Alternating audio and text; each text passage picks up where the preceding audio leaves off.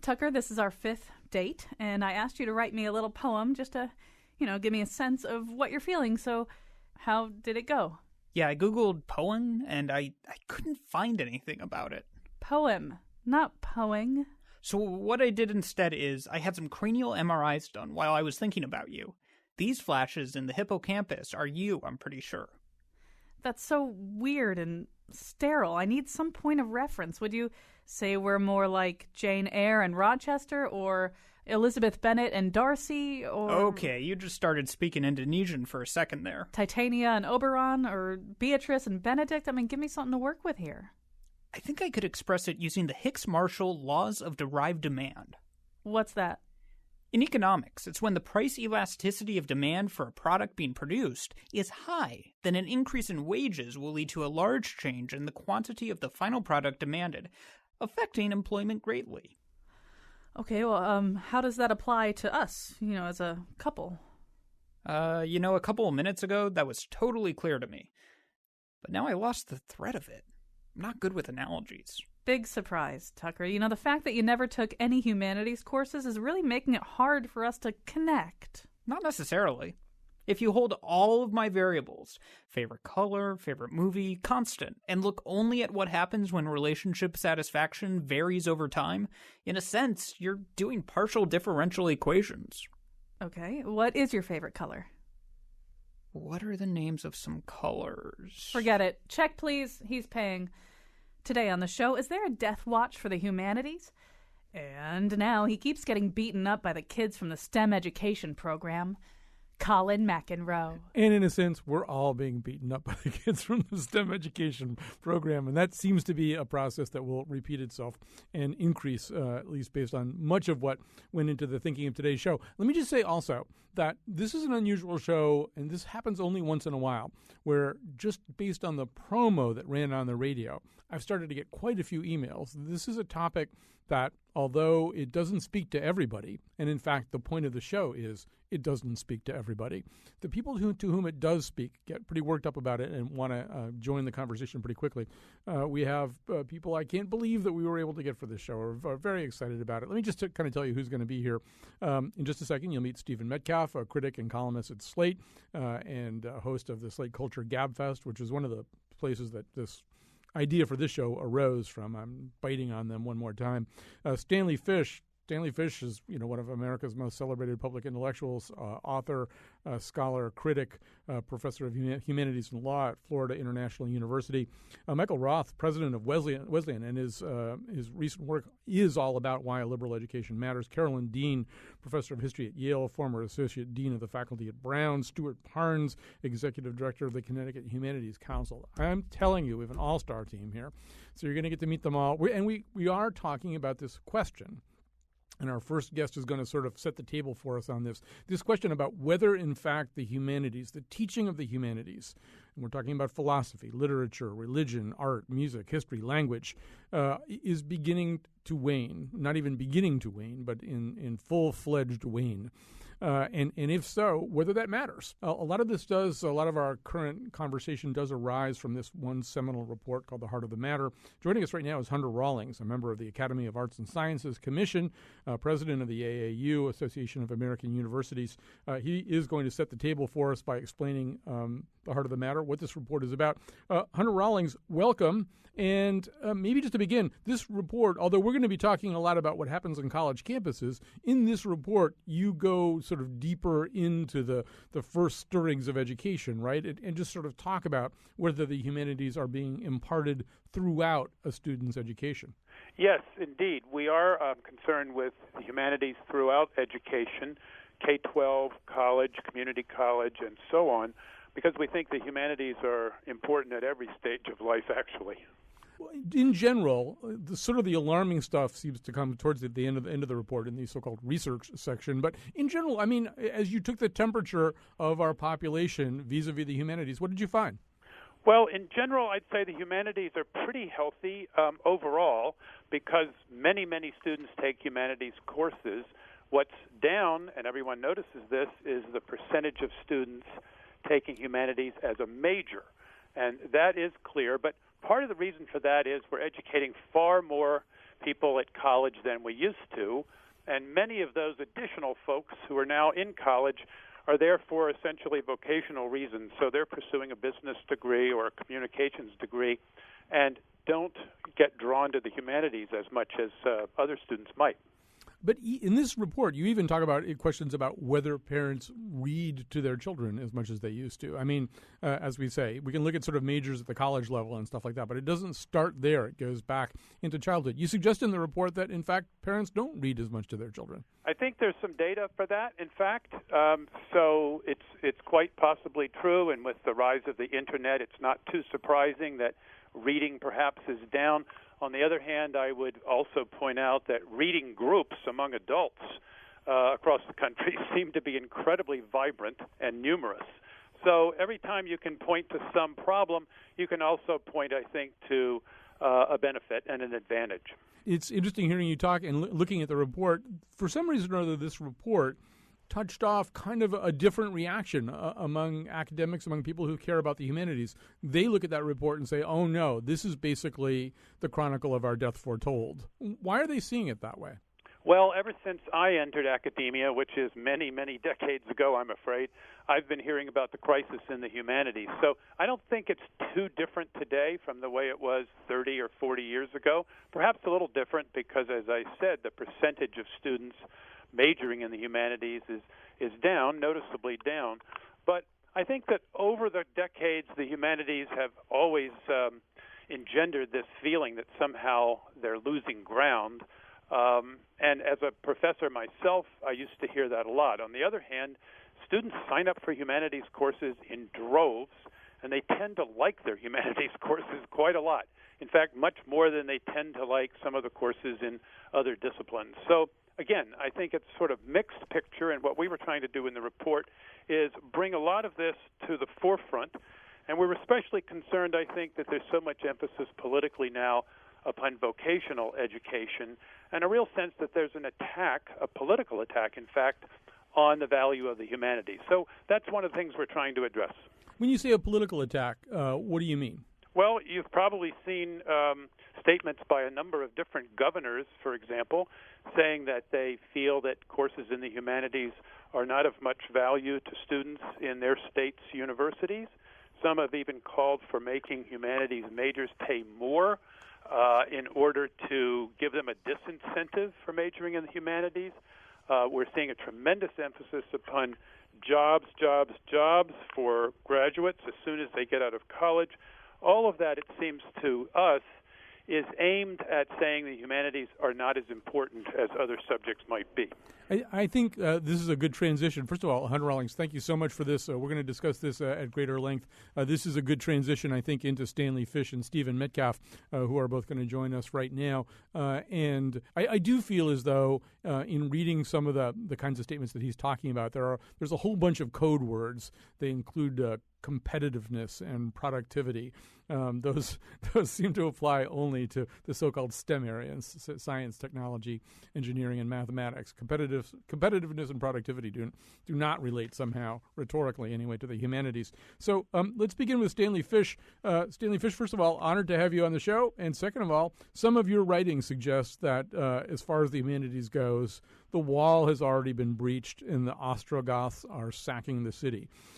So Hunter Rawlings notwithstanding, how far into the decline and fall of the humanities are we? Well, I think we're fairly far into the decline and fall of the humanities.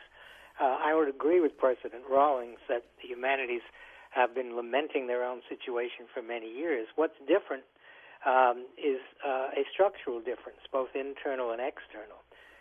Internal, that is, in the area of the universities themselves, we've lost several things, we being humanities professors and students. One of them are distribution requirements. One of the things we've lost are distribution requirements.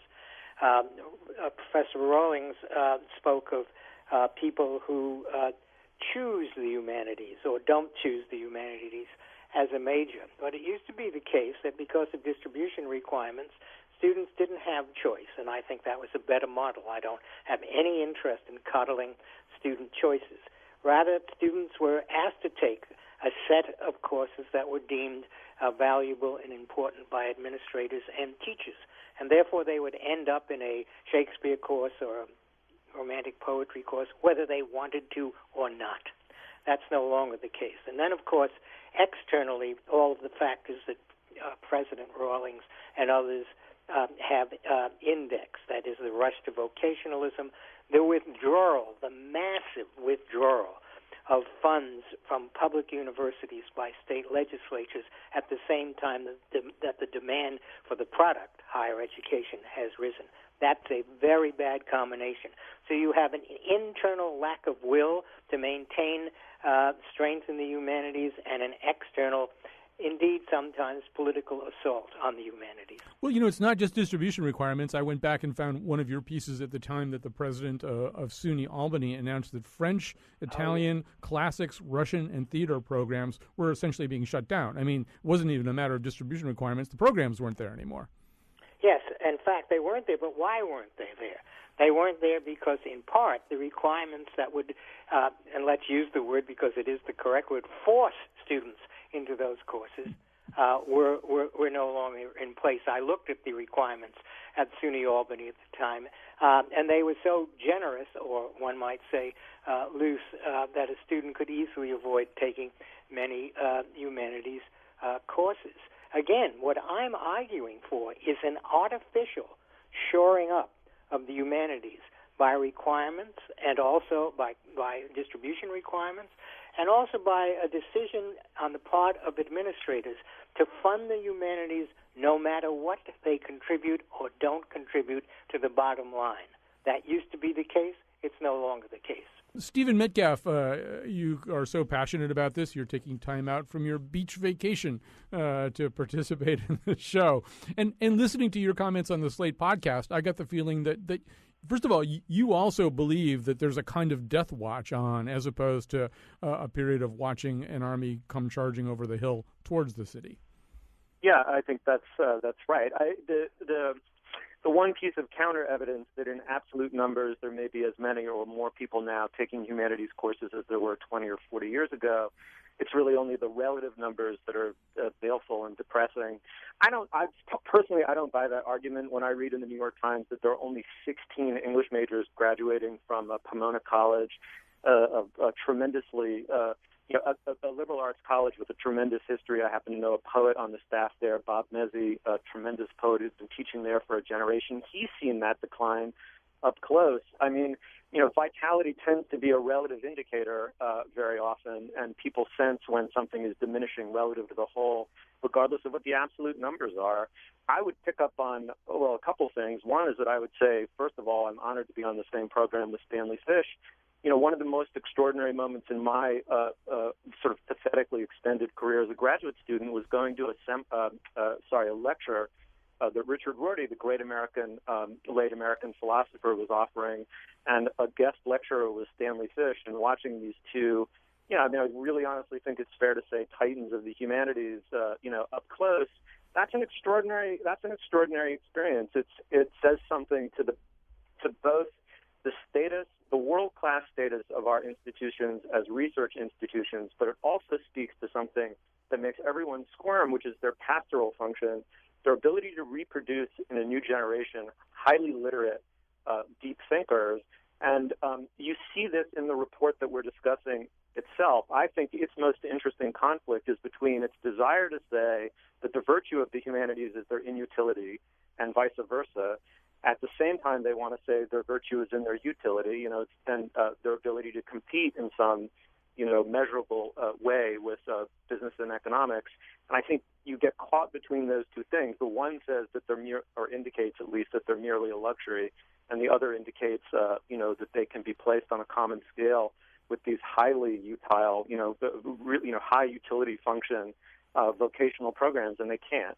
One of the things that you've said, and I want to hear what Stanley Fish says in reply to it, one of the things you said on the Slate podcast is that in a way the humanities linguistically priced themselves out of the market. They began to trade in this kind of exclusionary, hyper-abstruse language that And no wonder Stanley Fish thinks we have to force people to go to the humanities because they became less and less attractive to any clear-thinking person because of their own behaviors. Once again, setting aside the incredible vitality and clarity of Richard Rorty or Stanley Fish, but just day in, day out, what happens in a lot of these departments. And you want to expand on that, Stephen Metcalf, and then we'll hear what Stanley Fish says too.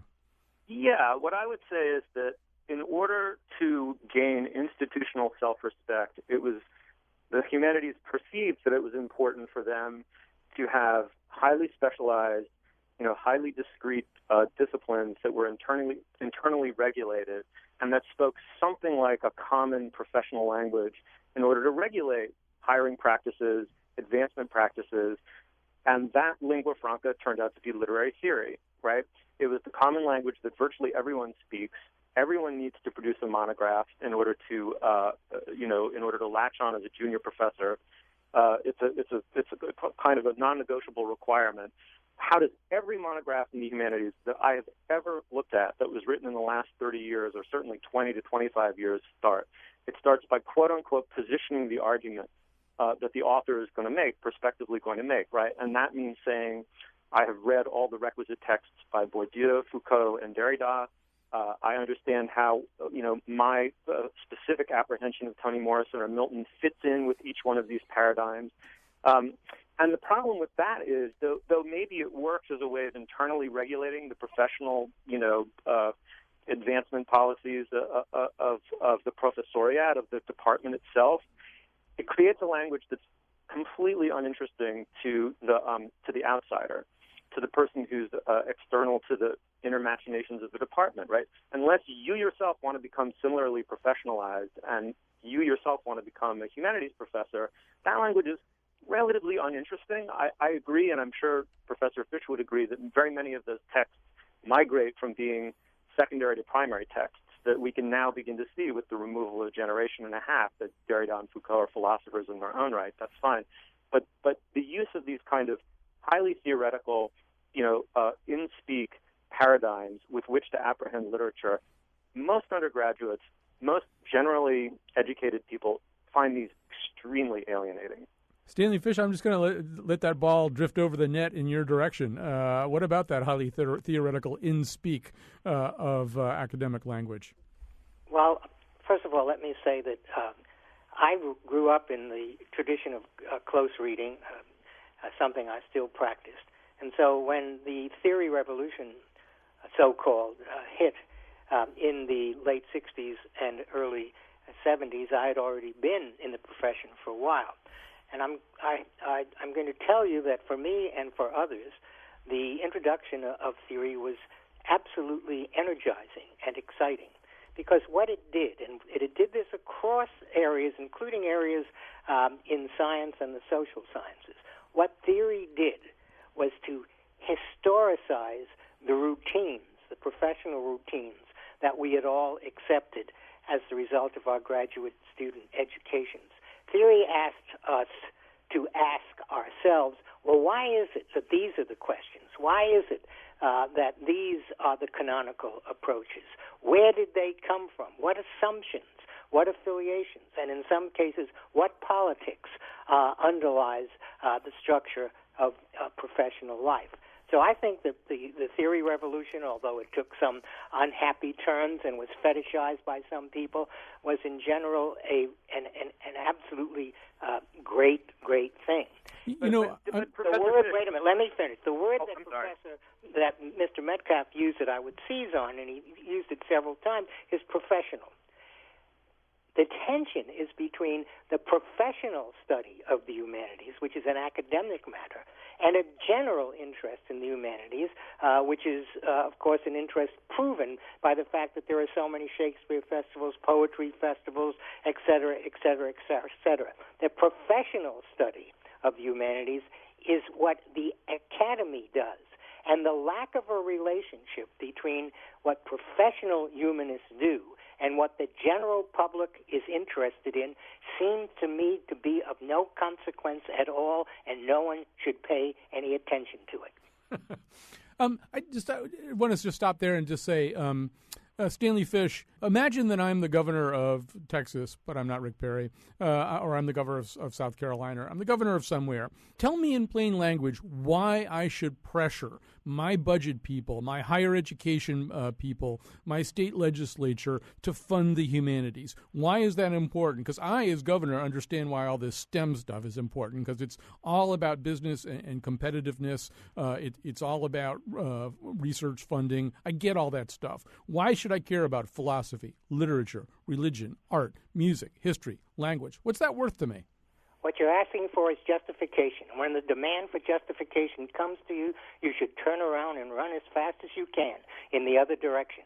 Because justification is a demand that always comes from the other fellow's playing field, not yours. What you're being asked to do is justify what you do on his terms rather than on your own terms. I have no answer in that conversation to the governor or to the member of the legislators. I used to talk to the legislators at Illinois when I was a dean, and what I would do is interrogate them. What do you know about what we do? Suppose I was to come into your shop, whatever it is, and after 45 minutes tell you why you should not be doing what you do and why I know better. You'd throw me out in 5 minutes. All of these people, governors, state legislatures, and many boards of trustees are acting out of ignorance. And the way to combat them is to make them feel ashamed, which I can do extremely well. Well, there's a Dale Carnegie piece of this that's missing somehow. I don't know, Right. Stephen Metcalf, is that an adequate response, or does academia, do the humanities need to be able to articulate to the Philistines at the state capitol why they should be there? Well, I mean, with all due respect to Professor Fish, he did have an exemplary career. He is, still continuing on an exemplary career that began in the golden age of academia, of the humanities, beginning with, the GI Bill in the 40s and the radical expansion of the, student population through the 60s. And such a career paradigm is just completely unavailable now. And the idea that we're now at a point where the relative power relations allow for a dean of an English department or the head of an English department to go to a funding dean and say, and shame them because of their ignorance of what, internally the department does, and that's going to somehow provide the funding to keep the English department going at its current strength. It's just, you don't go to the dean. It's just not going to happen. Because the dean should be on your side, as should it be every other administrator in the university. The university's administration has the responsibility for presenting the case to outside constituencies. When I talked about going to legislators and going to governors, but no legislator or governor ever responds well to a university administrator who comes hat in hand. But when you come in ready to kick their ass, they respond. All right. Go ahead, Stephen Metcalf. And then we have to, we promised both of you you'd be out at 1:30. Who knew you were going to engage in this level? Let me just quickly point out the two things that Mr. Fish said, that Professor Fish says, are in total contradiction with one another. The first is that he says that there ought to be some form of core curriculum with humanities requirements that put asses in the seats of these lecture halls, regardless of whether the student at the age of 18 or 19 wants to be there. Okay? And then secondly, he says that we should leave as sacrosanct the internally policing disciplinary methods of the humanities departments themselves. The problem is, as he himself knows from his experience at Duke University, is that when you get a highly professionalized celebrity department together of humanities superstars, they infight. And they infight in such an internecine fashion that they can't even agree what the nature of their own common discipline is. The idea that those people are in turn going to create a core curriculum that is politically acceptable to each one of them, that you can then foist upon undergraduates, is ridiculous.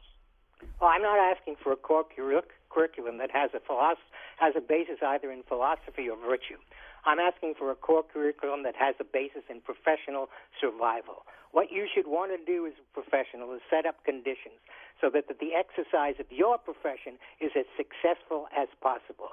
Forget about the morality. Forget about the philosophy. Just act in ways which protect your interests.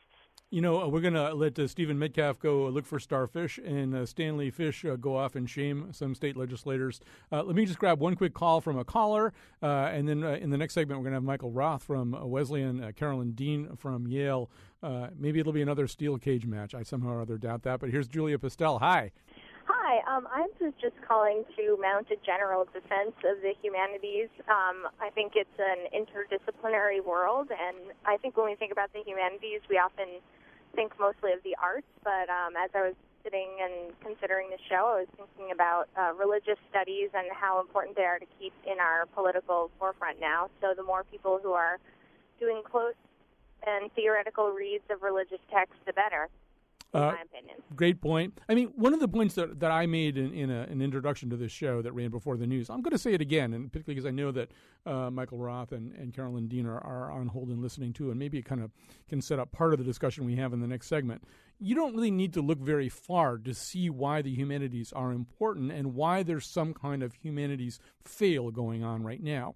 We've got, I mean, in the news in the last, 72 hours, we have terrible wildfires in Arizona, deadly, wind-driven wildfires. And then you have sort of the description of all that as the new normal, this very dangerous and frightening climactic situation. We have the science to know what's wrong. We have the science to know what we could do to at least slow the advance of what's wrong. What we seem not to have is the value system to do anything about it. And that's humanities fail. That's why if we can't think of ourselves in communities, if we can't think of lives lived in the future as equivalent to lives lived now, if we don't have all these things that the study of the humanities provides us with, then you get what you've got right now. Anyway, we're all worked up about this. This is exciting. We'll take a little break. We'll be back.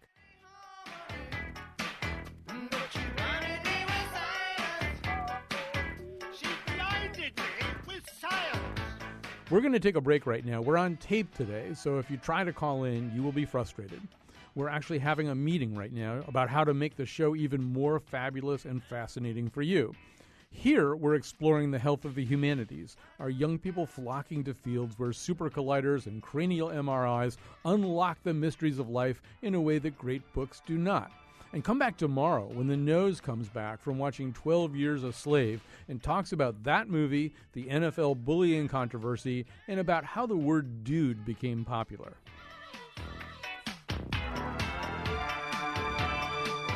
Science!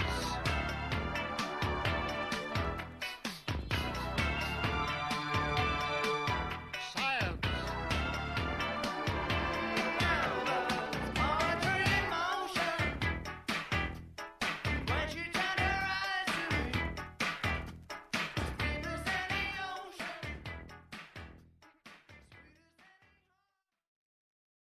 My feeling is that we shouldn't put the show online yet because I think we could sell as sort of a pay-per-view or pay-per-listen thing the Stephen Metcalf, Stanley Fish clash there, particularly to fans of the Slate Culture Gabfest. I'm thinking we could get $9.99 per download. So let's monetize this.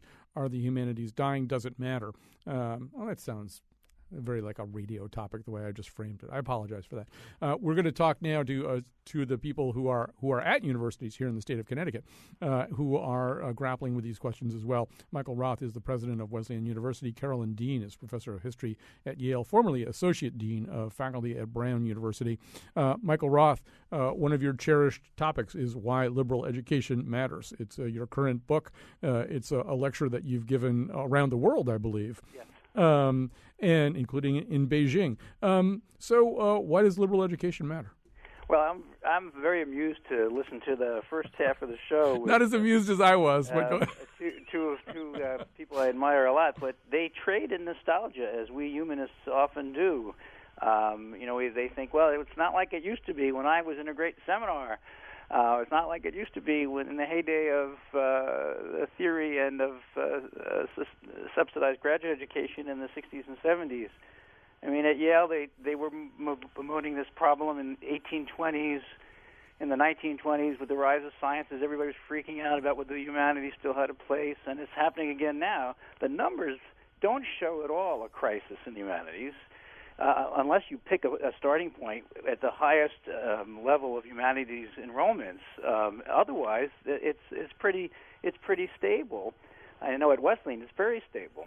And so I think that what we do see in the United States at times of economic anxiety, which are frequent here, and economic ambition, is questioning about whether a well-rounded education is worth it. That's a phrase we hear all the time. Is it worth it? Is it worth the investment?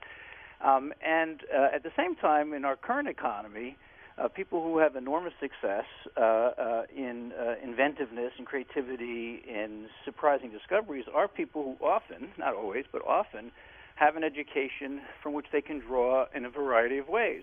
This is not your grandparents' education. In the 1820s, they worried about the loss of Latin and Greek. In the 1920s, they worried about whether scientific philology was going to keep going. Today, we're worrying about whether theory and really jargon-filled literary criticism has destroyed the humanities. I think that's nonsense. At Yale, at Wesleyan, at UConn, there are great humanities classes in English, in history, in philosophy, in religion, that attract lots of students because they look at eternal questions that have plagued us for a long, long time in ethics and philosophy of language and of knowledge, and they also look at contemporary issues that we have a hard time figuring out because they don't have a simple technical answer. And if you don't believe there's a simple technical answer to the most important questions, then the humanities and a liberal education is for you. First of all, on the one hand, I want to agree with you that I graduated from Yale in 1976 when Kingman Brewster had coined the phrase grim professional-ism to describe my class of students, and he was not wrong. I was one of the few people who really cared about the humanities, and I'm virtually unemployable now. But 20 years later or 15 years later, we saw the incredible rise of the MBA, that was sort of, once again, a lot of breastbeating about that basically the MBA was now seen as the ticket to riches and business preparation, therefore, was the ticket to the MBA, and that was kind of what was going on. So to some degree, these things go in cycles. And I want to hear both of you on this next question, but I'll start with you, Michael Roth. On the other hand, I have this kind of intuitive and therefore, not satisfyingly backed up by Nate Silver type statistics feeling that an undergraduate finishing a 4-year degree in the 1970s, 1960s, 1950s probably did have a better grasp or was more likely to have a pretty good grasp of Socrates, Milton, Kant. Now I'm naming all dead white males. Maybe that's part of the problem. But, that sort of that canonical core curriculum of the humanities was, no matter what the statistics said about the majors, that this kind of basic understanding of thought and literature and art as a core understanding was better absorbed decades ago than it is today. Well, that's and the people who looked at you who graduated 20 years before thought, intuitively, as you say, that is with prejudice, when I graduated, we were a lot smarter and we knew this stuff better. And they were right, too. They were completely right. You're supposed to do. You're an old guy like me. I graduated around the same time you did, and I do look at my students. I say, oh, my God, what they don't know. And they look at me and say, oh, my God, what he doesn't know. Carolyn and I are both historians, and I think you have to try to see these things in historical perspective.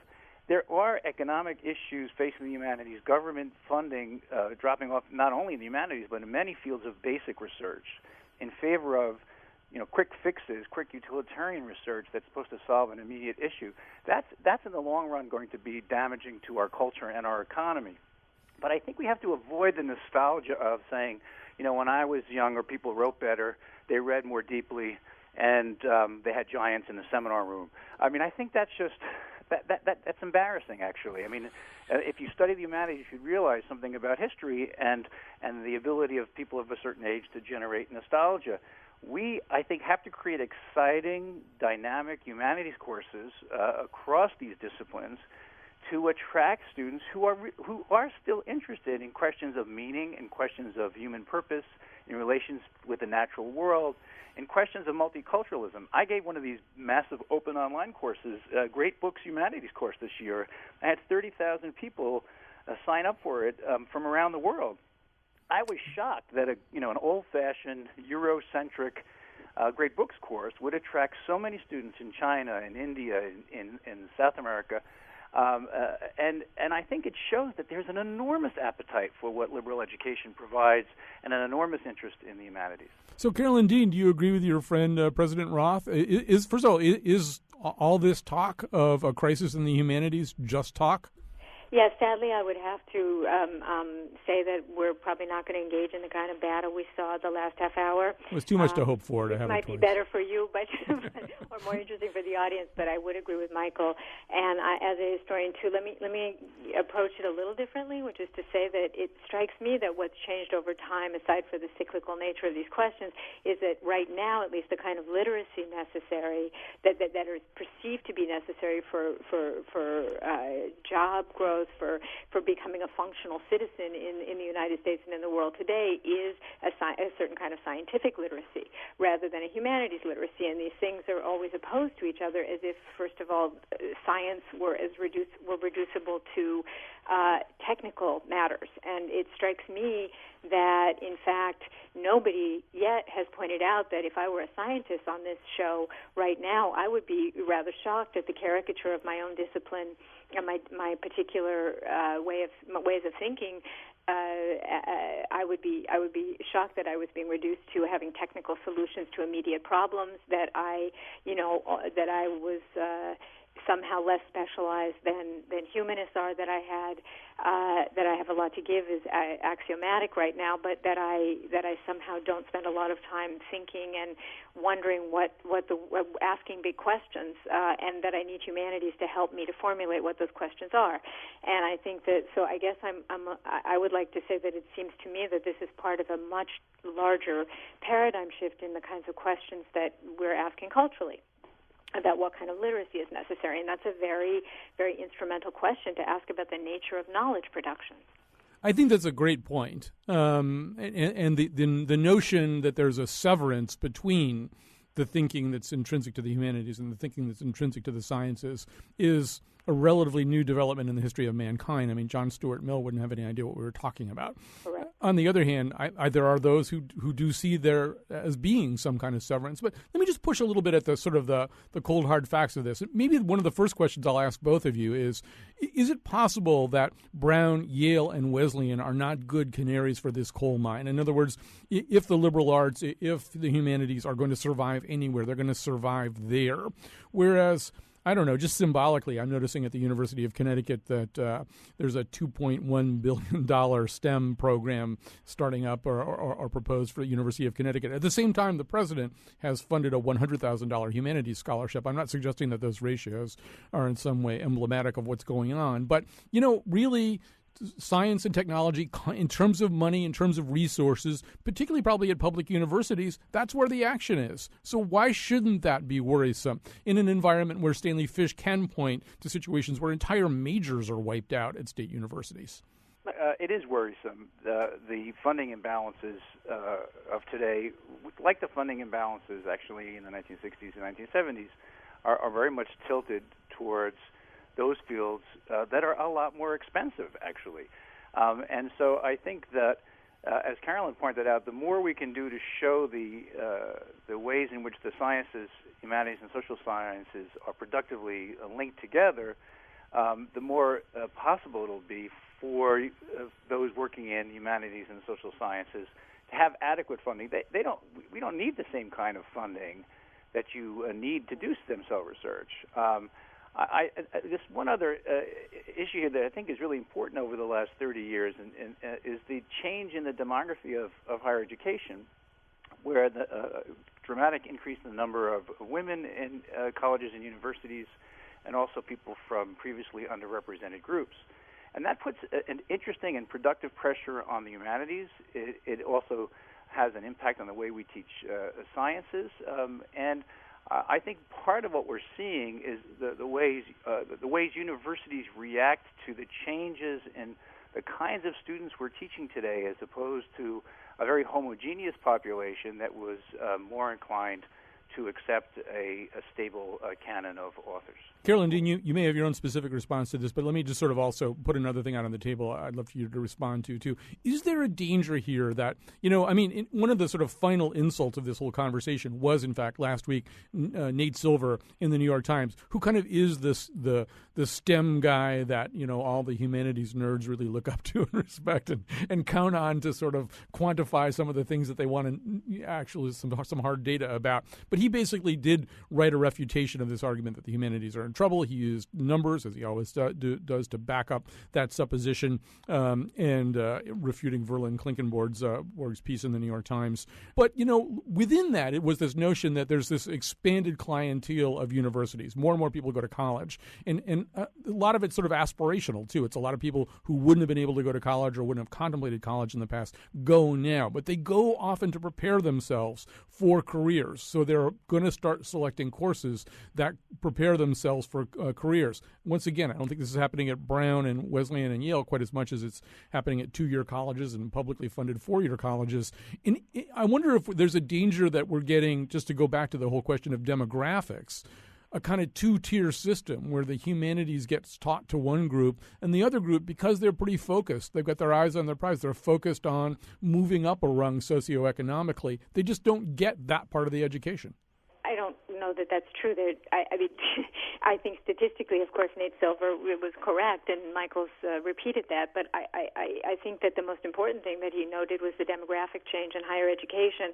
And I think it's a misnomer to think that elite schools, while obviously they're elite and they still teach to a certain kind of student body, they've over time been pioneers and especially right now in trying to diversify the student body they do teach to give increasing numbers of people access to what we call elite education in a period of rising income inequality.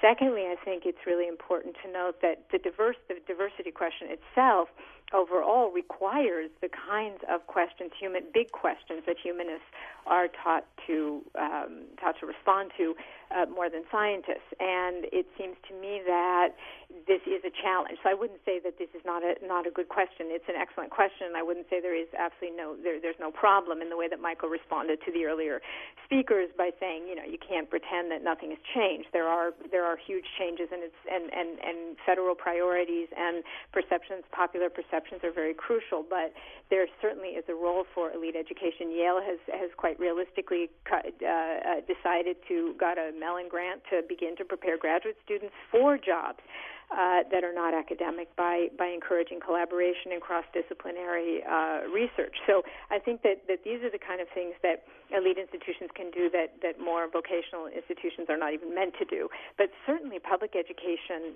across the United States isn't just turning out students who know exactly what they want to do. The idea of liberal arts education is to allow for exploration, and the more politicians cannot hear that message, the poorer American education will be, and that itself is a crisis. The fact that we're specializing to the extent that we do and are thinking so instrumentally about education means that we are not doing very well internationally in educating our students, and that's why the big report from the AAAS was all about, had a lot of emphasis on K-12. So arguments have to be made at every level. That's what I would say. I mean, I don't know what Michael thinks. I would agree with that. I think that when politicians start creating incentives to steer people to narrow fields of study, what they're really hoping to do is create incentives for conformity. Stop exploration, because when people explore things, they ask questions. When people ask questions, they actually realize that politicians who are supposed to represent them are actually doing a terrible job. So the attempt to eliminate exploration from higher education in favor of some narrow specialization for yesterday's jobs is really trying to instill conformity in higher education, just like No Child Left Behind instilled conformity in K through 12. I think this is something we have to resist. Scientists have to resist it just as much as English professors, because conformity and groupthink is the enemy of discovery and research. I do think politicians, it's in their interest to promote conformity. I add one thing. The very politicians that want to cut funding to humanities, they're also cutting funding to the sciences, by the way, the research sciences. And they also show an incredible ignorance of how science works. And let me just give you one. I know we're out of time. One quick example would be if I read another article in the New York Times about how none of the studies done thus far are really legit from a scientific point of view, and yet the public starts eating X food or not eating X food because of a series of studies that are done funded at millions of dollars that are not conclusive, and the public wants conclusions. And I think that that's a perfect example of how science is a far less special, a far more complex way of thinking than its popularization, than the politicians make it out to be. In the same sense, I would also say that scientists work on one little thing their whole lives, and because they know how to ask really important questions about that little thing, they are able to make big discoveries, as Michael was saying.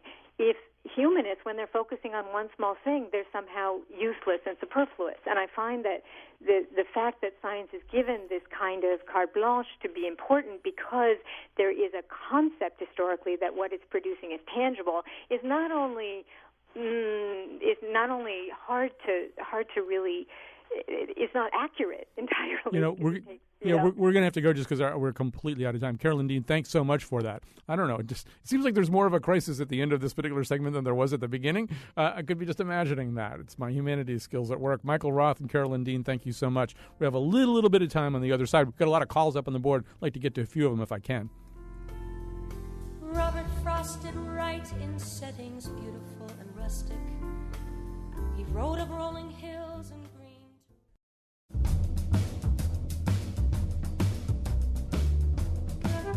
My scientific calculations suggest that it would take far longer than the age of the universe for monkeys using typewriters to randomly produce a flawless copy of the works of Shakespeare, although I still haven't been able to establish what a typewriter is. Today's show was produced by Patrick Scahill, Betsy Kaplan, and me, with help from our interns Andrew Gates and Emily Boucher, and stern but fair supervision by Eva Tinkala. The part of Bill Curry was played by Harold Bloom. And now, back to Colin. Harold Bloom actually turned us down for this show, but he turned us down with an email that said, I'd prefer not to. I thought it was great that he was sort of Melvillian even in turning us down. All right, I've totally screwed up the clock. They were too much for me. They overwhelmed me, those academics. Stuart Parnes is with us for a criminally small amount of time. He's executive director of the Connecticut Humanities Council. Stuart Parnes, you've been listening to some of this conversation unfold during the show. The Connecticut Humanities Council has a slightly different mission, I would say, than a university. But as you listen to everything that was just said, I mean, how much of it is sort of real in your experience, particularly the degree in which the sciences and the humanities are placed in opposition to one another, at least for funding purposes? Well, yeah, I think, a lot of us feel that this is sort of an artificial point because we can't do with either one or the other. We really need both halves of this. But I love the discussion you've been having, and I'm glad actually to be a little distant from it. Our offices in Middletown are literally just down the hill from the Wesleyan campus. Mm-hmm. But we live in another world. I mean, our job is to actually bring humanities to the streets, take programming out around the state and support organizations that are humanities organizations in our communities. So we listen carefully. We smile and listen to our academic colleagues as they go through this kind of hand-wringing, and it's been fabulous. This report that's come out has provided for some terrific debate over this issue, which brings it to the forefront, and that doesn't happen very often. Well, I mean, and from your point of view, though, I mean, it sort of goes back to something that Stanley Fish said. The kind of stuff that you do, for the most part, is incredibly popular. People really like it. It really is, and I think, the comment that Stanley made about the tension between the professional and the general humanities worlds. Well, we're very much generalists. We're in the world. We do so much around the state and do it to really interested audiences. And they're not all, former liberal arts students. We reach mixed audiences in cities and towns all across Connecticut, and we do it for sort of a bit less fancy and a little less a sense of academic accomplishment than we do out of a real concern for building communities. We feel that the humanities are absolutely essential to strong communities around this state and everywhere. And what we work on is sort of civil discourse and trying to connect people, different kinds of people, around great ideas, often great books. But there's a huge place for this. Right, Stuart. Unfortunately, I got to go. They destroyed my clock. Those high powered academics. That's a shame. Well, catch us. All right, we'll do a whole other Connecticut Humanities Council Street Humanities show. If you didn't get to talk today, email me. Everybody else did. Colin, COLIN at WNPR.org. That's Colin, WNPR.org. trying, but you give me the shaft. Do the math. You do the math. Do the math. You do the math. I'm Kyone Wolf. Two roads diverged in a wood, and I plugged in some coordinates into my GPS and didn't worry about it because it's impossible to gauge the difference between taking the road less traveled and the one that's well traveled because there's no observable parallel universes to compare. Everybody knows that.